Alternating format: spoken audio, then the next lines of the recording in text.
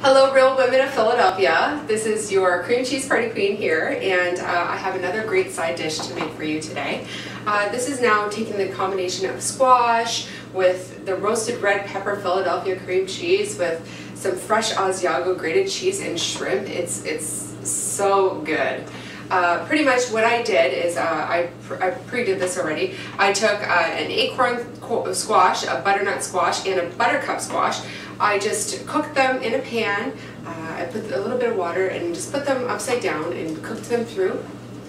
Just make sure you do cut them in half, lay them in the pan, cook them up. They take about 10-15 minutes tops until they're nice and soft.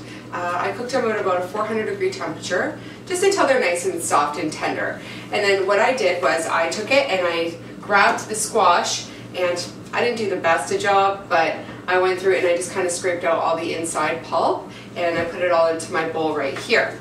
Now, these are going to turn out to be our serving dishes later on when I finish this recipe.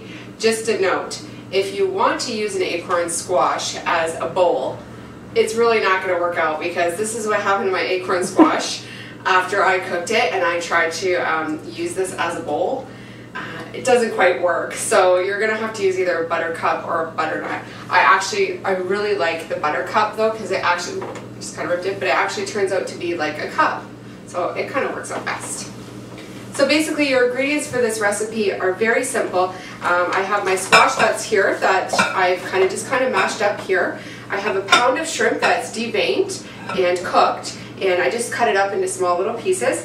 1 cup of breadcrumbs, salt and pepper to taste, the Philadelphia red pepper cream cheese, which I feel adds a great, just a different flavor to this recipe. Asiago cheese, about a cup, you can eyeball that. 1 large onion that I chopped up, cooking onion. I chopped up 4 scallions, or green onions is what people call them, but I chopped up 4 of those. And I need half a cup of butter here. And I have some nice fresh prosciutto that I had sliced at my local deli, but any type of prosciutto is fine. You can use bacon or ham even in this recipe, that works as well. So basically I'm going to chop up my prosciutto here, and I will meet you over by the stove. Okay, so I've added my butter to the pan, my half a cup of butter, and it's nice and melted right now. So what I'm going to do is I'm going to add my large chopped up onion to the mix here, and we're just going to saute this out. And I have it on about a medium heat, and I'm going to add that nice prosciutto that I chopped up here. And I put unsalted butter in here because the prosciutto does have quite a bit of salt in it. So I really don't feel like you need too much salt to be added to this. But again, it's your preference. If you enjoy a lot more salt, then be my guest. You can use salted butter, or you can even add much more salt to the recipe if you feel it is needed.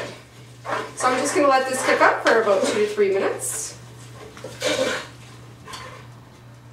Okay, so it's been about 2 to 3 minutes, and I think my onions and my prosciutto nice here. So one thing I did forget to add, I do add 2 cloves of garlic to this recipe, just because usually all of my recipes I put garlic in. Most of them, because I just love the taste of garlic. So I'm just going to stick these in my press here. And don't worry, if you don't have a press, you can always mince up the garlic, that's not a problem. So I'm going to add my garlic. Oh, it smells so good. Once that garlic hits the pan, it just, oh, it smells so good. Okay, and I'm going to add my shrimp.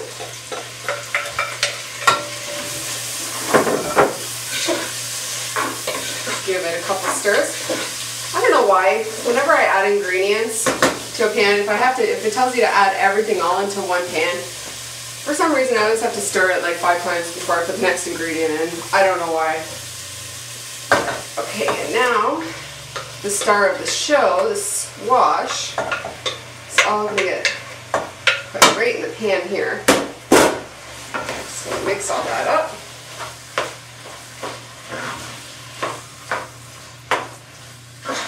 It smells really good.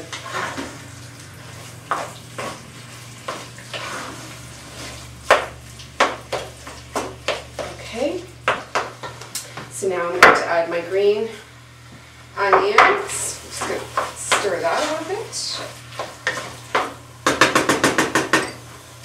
And I'm going to add one full cup, a half a tub of the roasted red pepper Philadelphia cream cheese. Take my 1 cup of breadcrumbs and I'm going to add it in. Now be careful, don't add the whole thing. I'm reserving not a lot, but enough to sprinkle on top of the dish at the very end. So I'm going to add those guys in. And you can use your own breadcrumbs. If you make your own breadcrumbs at home, that's fine. Or you can use the store-bought, whatever is easier for you. So it just creates this awesome mixture here. Look at that. The colors are just so beautiful. There's red and green, and the orange, and the white from the cheese. It looks so good. So I'm just going to add a little bit of pepper here.